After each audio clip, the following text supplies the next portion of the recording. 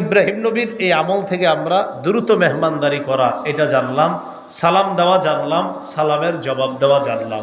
এটা মেজবানের করণীয়। মেজবানের আরেকটা করণীয় হলো উত্তম খাবার মেহমানের সামনে পরিবেশন করা। সহিহ বুখারীর বর্ণনা 4712 নম্বর হাদিস। এই হাদিসে আছে নবীজি সাল্লাল্লাহু আলাইহি সাল্লাম বাহুর অংশের গোস্ত পছন্দ করতেন বা রানের অংশের গোস্ত পছন্দ করতেন। আন আবি হুরায়রা রাদিয়াল্লাহু তাআলা আনহু قال উতিয়া নবী সাল্লাল্লাহু আলাইহি ওয়াসাল্লাম বিলাহমিন ফারফিআ ইলাইহি যিরা'। নবীর কাছে গোস্ত আনা হলো, বাহুর অংশ নবীর সামনে পেশ করা হলো, রানের অংশ। ওয়াকানাত তুজিবুহু, নবী ওই অংশটা পছন্দ করতেন। ফানাহাসা মিনহা নাহসাতান, এইভাবে নবী কামড় দিয়ে দিয়ে দাঁত লাগায় ওই গোস্ত খাইছেন। সুবহানাল্লাহ।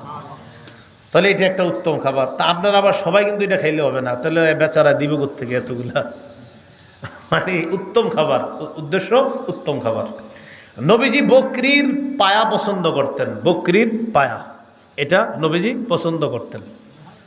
তো মেহমানদারিতে আপনি এই বিষয়টা পরিবেশন করতে পারেন যদি আল্লাহ আপনাকে সামর্থ্যবান করে থাকেন। এই হলো মেজবানের করণীয়। মেহমানের করণীয় হলো আপনি মেজবানের বাড়িতে না জানায় খাবারের সময় গিয়ে উপস্থিত হবেন না, কারণ উনি তো আপনার জন্য রান্না করে নেই। আপনি গিয়ে খাবারের সময় উপস্থিত হয়েছেন না, অন্তত ৩-৪ ঘন্টা আগে যাবেন, অথবা আগে থেকে ফোনে বলে দিতে হবে আমি আসতেছি।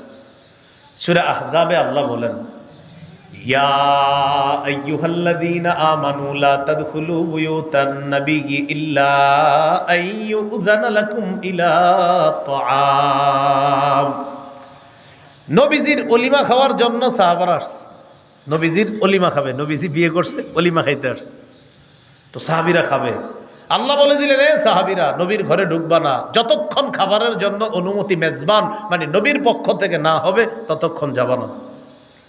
খাবার প্রস্তুত হবে, নবী অনুমতি দিবে, তারপর ঘরে যাবে। এখান থেকে বোঝা যায় মেহমানের করণীয়। জানতে হবে, বুঝতে হবে যে আমি যে যাইতেছি ওখানে আমার জন্য তো খাবার প্রস্তুতির একটা বিষয় আছে, এটা মেহমানের করণীয়। মেহমানের ২ নম্বর করণীয়, মেহমান এমন কোনো কাজ করবে না যাতে মেজবান কষ্ট পায়। ক্বালা রাসূলুল্লাহ সাল্লাল্লাহু আলাইহি ওয়াসাল্লাম লা ইয়াহিল্লু লিমুসলিমিন আন ইউকিমা ইনদা আখিহি হাত্তা ইউসিমা। কোন মুসলমানের জন্য এটা বৈধ নয় সে তার ভাইয়ের কাছে এমন ভাবে থাকা শুরু করে যে তারে কষ্ট দেয়। সাহাবীরা প্রশ্ন করলেন, কাইফা ইউসিমুহু ইয়া রাসূলুল্লাহ, হুজুর কষ্টটা বুঝি না, একটু বুঝায়া দেন। নবীজি বললেন, আইয়ুকিমা ইনদাহু ওয়ালা শাইআ লাহু ইউকাররিবুহু বিহি, কয় সে তার কাছে এমন ভাবে থাকা শুরু করছে বেচারার ঘরে আর কিছু নাই তারে দেওয়ার মতো। খাইছে ভাত, খাওয়ার পর আম কাঁঠাল সব খাইছে, এরপরে আপনার পান টান আরো যা লাগে সব দিছে, আম কাঁঠাল কমলা আঙ্গুর বেদানা সব দিছে, ওঠে না। এটা একটা কষ্ট দেওয়া। আরেকটা হলো ১০ জন মেহমান এক ব্যক্তি খাওয়াইতেছে, তো ওনার যেই ঘরে মেহমানদারি করতেছে ওখানে বসাই যাবে ৫ জন, তাহলে আরো ৫ জন কোথায় আছে? বাহিরে। এই ৫ জনকে খাবার খাওয়ানোর পর ওনারা বুদ্ধি করে কি করা উচিত যে আমরা তাড়াতাড়ি বের হয়ে যাওয়া, কারণ আরো ৫ জন আছে। কি করছে? বৈশা রইছে।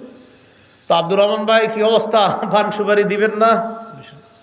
পান সুপারি কিন্তু বাহিরে চেয়ারে বৈশাও খাওয়া যায়, দিছে।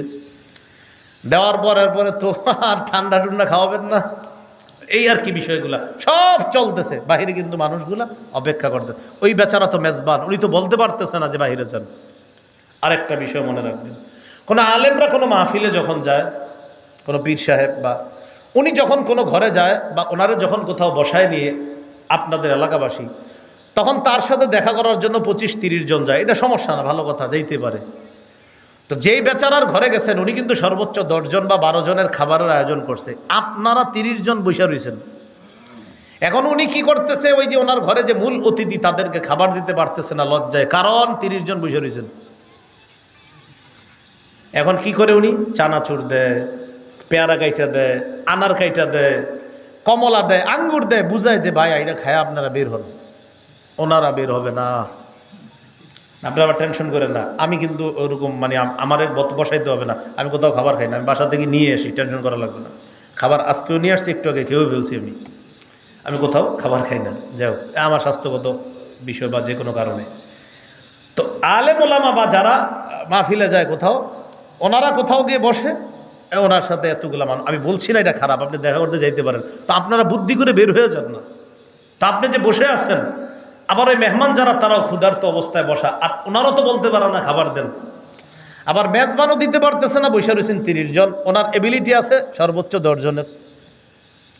এই যে একটা বিরক্তিকর পরিস্থিতি, আল্লাহ রসুল বলেন এটা নিষেধ, এটা করবা না, মেজবানকে কষ্ট দিবা না, এই বিষয়গুলা খেয়াল রাখা। মেহমান খাবার খাওয়ার পর মেজবানের জন্য দোয়া করবে, আকালা তাআমাকুমুল আবরার, আলহামদুলিল্লাহ আপনার খাবার খুব ভালো হয়েছে, আপনার ঘরে যেন নেককার মানুষরা সব সময় খায়। এই দোয়াটা অন্তত আরবিতে না পারেন বাংলায় বলবেন, আকালা তাআমাকুমুল আবরার, বড় দোয়া।